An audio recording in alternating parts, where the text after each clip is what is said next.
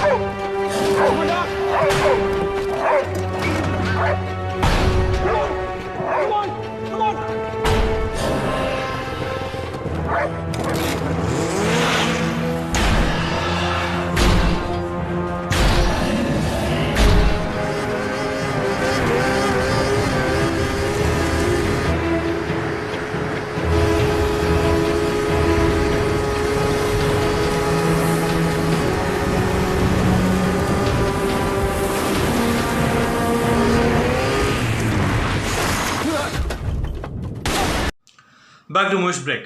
Extinction ஒரு 2015 நல்ல movie கொடுத்துருக்காரு director Michael Angel Vivas. Okay, இந்த மூவியை பற்றி ஒரு ப்ரீஃபாக பார்ப்போம். இப்போது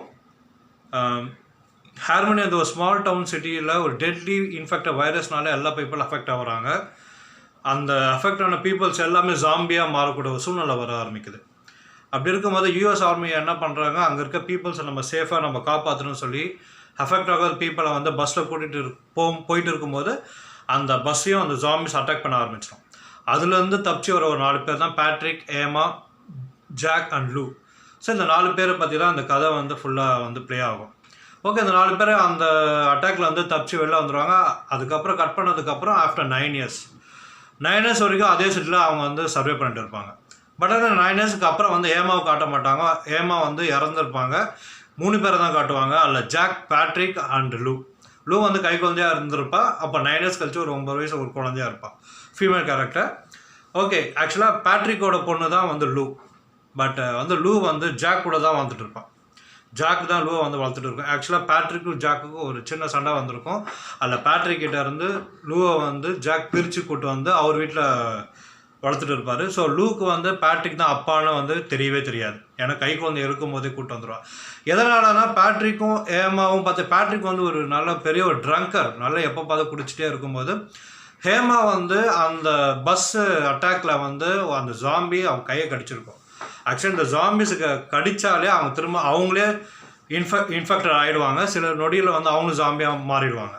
அதனால் அந்த ஹேமா கையில் கடித்த உடனே அவங்க சில நொடியில் வந்து மாறக்கூடிய நிலமை வரும்போது அப்போ ஏமா வந்து பேட்ரிக் கிட்ட என் கையை வெட்டிடு, இல்லைனா நான் இன்ஃபெக்ட் ஆகிடுவேன், நானும் ஜாம்பியாக மாறிடுவேன் அப்படின்னு சொல்லும்போது பேட்ரிக் வேறு வழி இல்லாமல் ஏமா கையை வெட்டிடுறாரு. வெட்டதுக்கப்புறம் இவங்க 4 பேர் மட்டுமே லைஃப் சர்வே பண்ணிட்டு இருக்கும்போது இந்த பேட்ரிக் வந்து ரொம்ப குடிகாரனாக ஆகிடுவார். குடிகாரனாக இருக்கும்போது ஏமா வந்து ஒரு கேள்வி கேட்பாங்க, என் குழந்தைக்கு வந்து ஒரு நல்ல அப்பாவாக இருக்கணும், ஒரு குடிகாரனாக இருக்கக்கூடாது. அப்போ வந்து பேட்ரிக் கோவம் அடைஞ்சு, நீ குடிகாரனா வேணான்னா நீ ஜாக் கூட நீ வாழ்ந்துக்கோ. ஏன்னா ஜாக்கும் பேட்ரிக்கும் நல்ல க்ளோஸ் ஃப்ரெண்ட்ஸ். அப்படி தப்பாக சொல்லும்போது அவளுக்கும் கோவம் வந்துடும். அவள் கெஞ்சுவா என்ன பண்ணாதீங்கன்னு. பட் வந்து ஏமாவை ஒரு ஷாப்பில் இருந்து அவர் பாட்டு விட்டுட்டு அவர் பாட்டு குடிச்சிட்டே போவார். பட் ஏமா அன்ஃபார்ச்சுனேட்டாக அங்கே ஒரு ஜாம்பிலாம் அட்டாக் ஆகி அவங்க செத்துருவாங்க அதே இடத்துல. ஜாக்குக்கு இந்த விஷயம் தெரிஞ்சு ஜாக் வந்து பேட்ரிக் அடித்து அந்த கை குழந்தைய கூட்டிகிட்டு அவர் வீட்டுக்கு வந்துடுறாரு. ஏன்னா அந்த கை குழந்தை வீட்டில் இருக்கும்போதே பேட்ரிக் குடிச்சு தான் இருப்பார், குழந்தை அழுதுட்டு இருக்கும். அப்போ ஜாக் வந்து பார்த்துக்கிட்டு என்ன எதுவும் கேட்கும்போது எங்கே ஏமா எங்கே அப்படின்னு சொல்லி பேட்ரிக்கே வந்து அது தெரியாமல் கேட்பார். அப்போ ஜாக் வந்து ஏமாவை நீ தாண்டா சாகடிச்ச, நீ தாண்டா கொன்ன அப்படின்னு சொல்லி ஒரு அடிச்சுட்டு அந்த குழந்தைக்கு உனக்கு இனிமேல் சம்மந்தம் இல்லை, குழந்தைய கூப்பிட்டு வந்துடுறாரு. ஜாக் வந்து நான் தான் அப்பான்னு லூ கிட்ட சொல்லி வளர்க்க ஆரம்பிக்கிறார். கிட்டத்தட்ட ஒரு 9 years பாஸ் ஆகிடுச்சு. ஓகே, இப்போ பட் ஆனால் லைஃப்பில் எல்லாருக்கும் செகண்ட் சான்ஸ் இருக்குமே. அப்போ பேட்ரிக் வந்து திருந்தி எப்படியாவது குழந்தைகிட்ட வந்து நான் பேசணுன்னு வந்து ஆக்சுவலாக 2 பேருமே பக்கத்து வீட்டில் தான் இருப்பாங்க. நடுவில் மட்டும் ஒரு ஃபென்சிங் இருக்கும். ஸோ தினமும் இப்போ அவரோட வேலை என்னென்னா பேட்ரிக் வந்து ஒரு அனிமல் போய் ஹண்ட் பண்ணி அதை கொண்டு வந்து சமைச்சு செஞ்சு சாப்பிட்றது தான் அவரோட வேலை. அதேமாதிரி சூப்பர் மார்க்கெட் போவார், அங்கே இருக்க சில பொருள்லாம் எடுத்துகிட்டு வருவார். அதே மாதிரி ஜாக்கும் பார்த்தீங்கன்னா ஃபுட்டெல்லாம் நிறைய டம்ப் பண்ணி வீட்டில் வச்சுருப்பார். தினமும் சாப்பிட்டுட்டு இருப்பாங்க லூவும் ஜாக்கும்.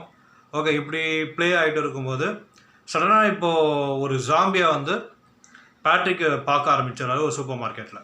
ஸோ அது அட்டாக் பண்ண ஆரம்பிக்குது, பின்னாடியே வர ஆரம்பிக்குது.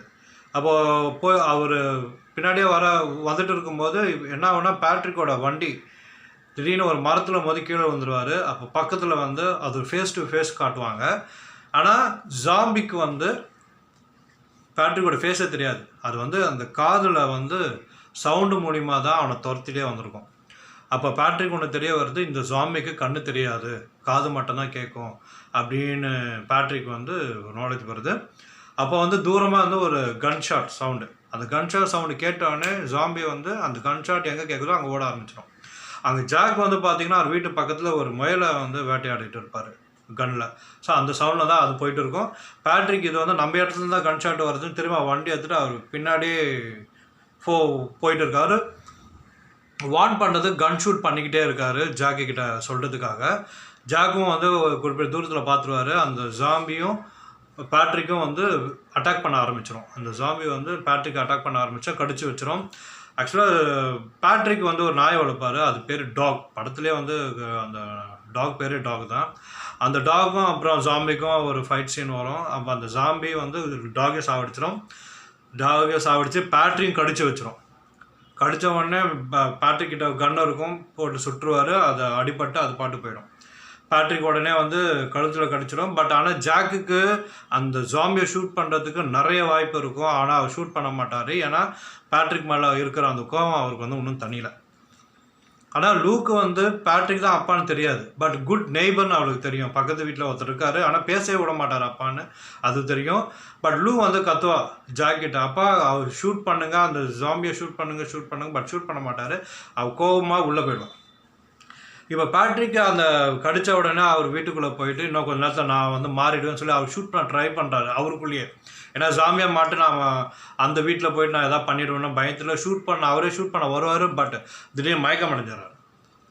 மயக்கம் அடைஞ்ச உடனே கிட்டத்தட்ட ஃபியூ மினிட்ஸில் வந்து ஜாம்பியாக மாறணும். ஆனால் ஃபியூ ஹவர்ஸ் கழித்து அவர் ஏஞ்சி பார்த்தா இன்னும் இன்னும் ஜாம்பி ஆகலை பார்க்கும்போது அப்போ அவர் ஒரு விஷயம் தெரிய வருது. இந்த கோல்டு இம்யூனிட்டி இதில் வந்து அந்த இன்ஃபெக்டட் வைரஸ் வந்து இறந்துட்டு போயிடுதுன்னு நினைக்கிறேன். நம்மளுக்கு வந்து அதனால தான் நம்மளுக்கு வந்து அந்த வைரஸ் வந்து அட்டாக் ஆகலை அப்படின்னு நினச்சிக்கிறாரு. சரி, ஓகே. இப்போது இவருக்கு அடிப்பட்ட விஷயம் வந்து ஜாக்குக்கு தெரிஞ்சிடும், கடித்த விஷயம். அப்போ ஜாக் என்ன பண்ணால் அவர் வீடு ஃபுல்லாக சுற்றி சேஃப்டி பண்ண ஆரம்பித்தார். லாக்கெல்லாம் போட்டு ஃபுல் சேஃப்டி பண்ண ஆரம்பித்தார். எப்போ வேணாலும் பேட்ரிக் வந்து நம்மளும் வந்து தாக்கத்துக்கு ரெடியாக இருப்பான், என்னையும். அப்படி இருக்கும்போது அப்போது வந்து பேட்ரிக் வந்து வெளியில் அந்த நாயை புதைக்கும் போது ஜாக் வந்து வெளில வந்து பார்ப்பார். ஏன் இன்னும் இன்னும் அவன் வந்து ஜாம்பியாக மாறலையே, என்ன ஆச்சு, இவ்வளோ நேரம் ஆச்சு அப்படின்னு அவருக்கு சந்தேகம் வருது. ஓகே, அவரும் வந்து முடிவு பண்ணுறாரு, ஓகே அவனுக்கு இன்ஃபெக்ட் ஆகலை அப்படின்னு. அப்போ லூ என்ன பண்ணுறா, இந்த மாதிரி நெய்பர் பக்கத்தில் அடிபட்டிருக்கு, நீ டின்னருக்கு நீ கூப்பிடணும்னு சொல்லி ஜாக்கிட்ட வந்து ரொம்ப அடம் பிடிக்கிறான். நீ டின்னர் கூப்பிட்டானா நம்ம வீட்டுக்கு வந்து சாப்பிட்ணும் அப்படின்னு சொல்லும்போது ஜாக்கும் ஓகே சம்மதிச்சிடாரு, வேறு வழி இல்லாமல். அப்போ லூ வந்து வாக்கி டாக்கியில் பேட்ரிக்கை வந்து கூப்பிடுவாங்க, நீங்கள் நம்ம வீட்டுக்கு இன்றைக்கி டின்னருக்கு வாங்க, வந்து சாப்பிட்டு போங்க.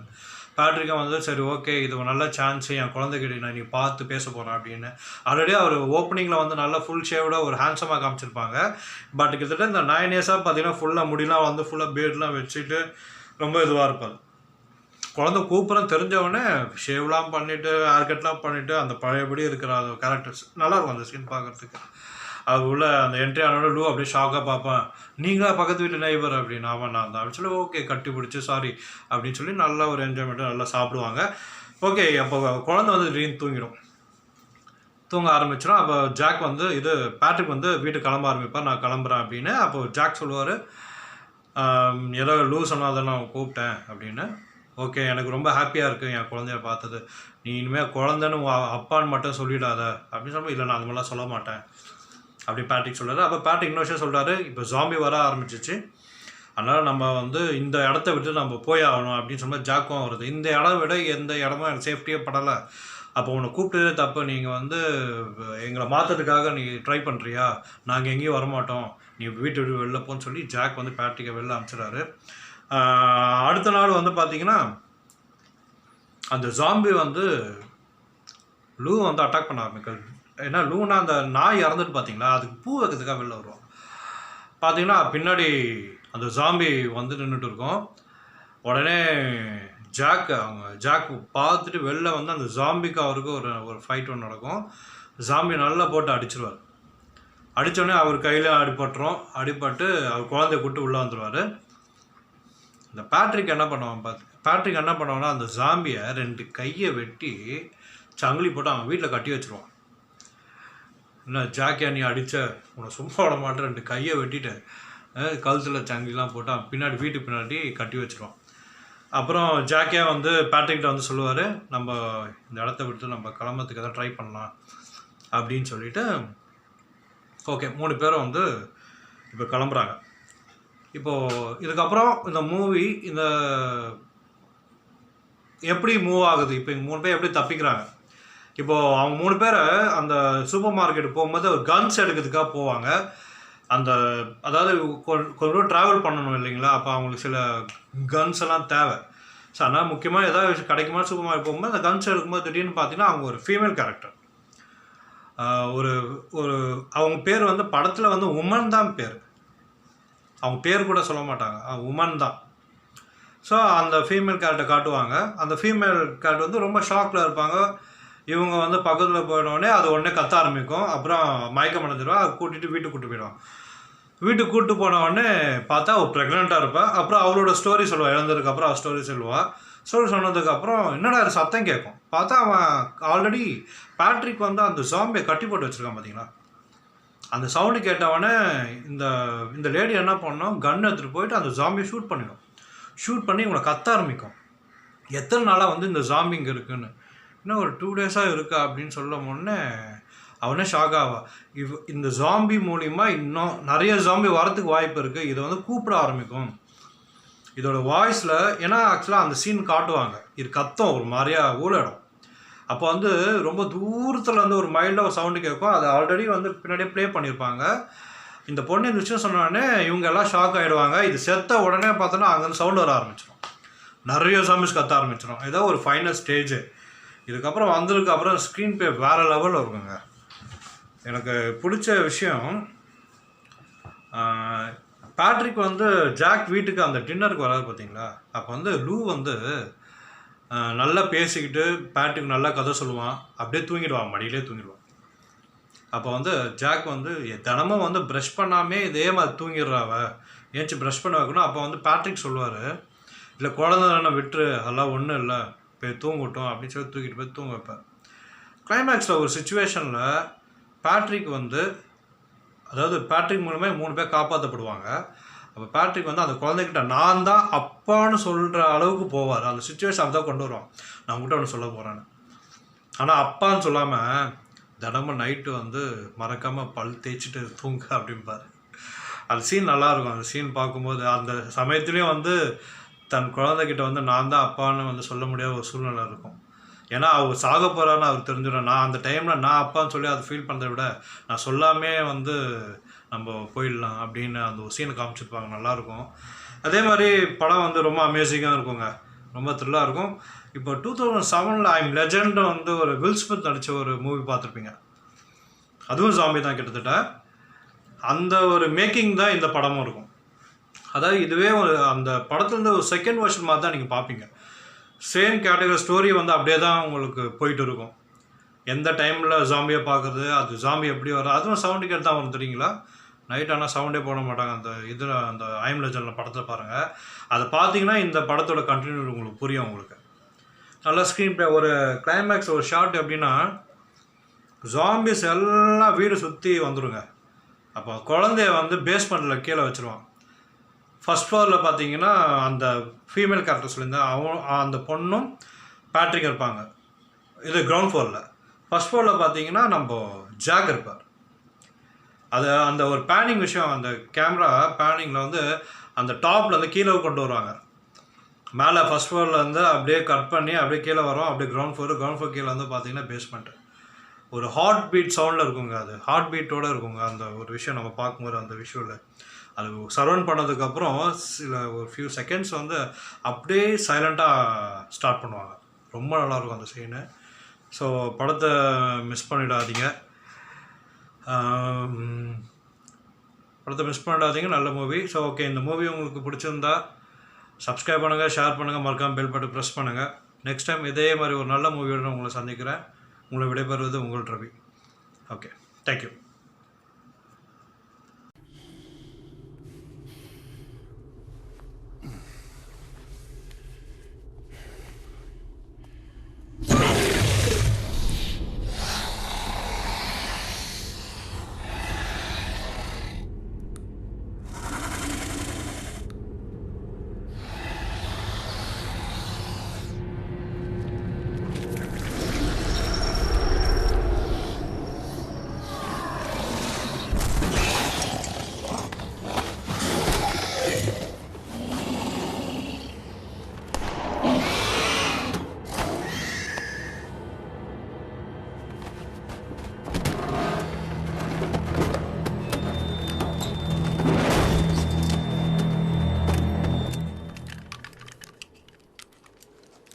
Now, next time, what I want you to do... You see?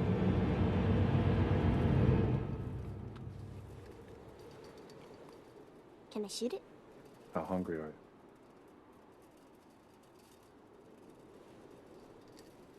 You better do it this time.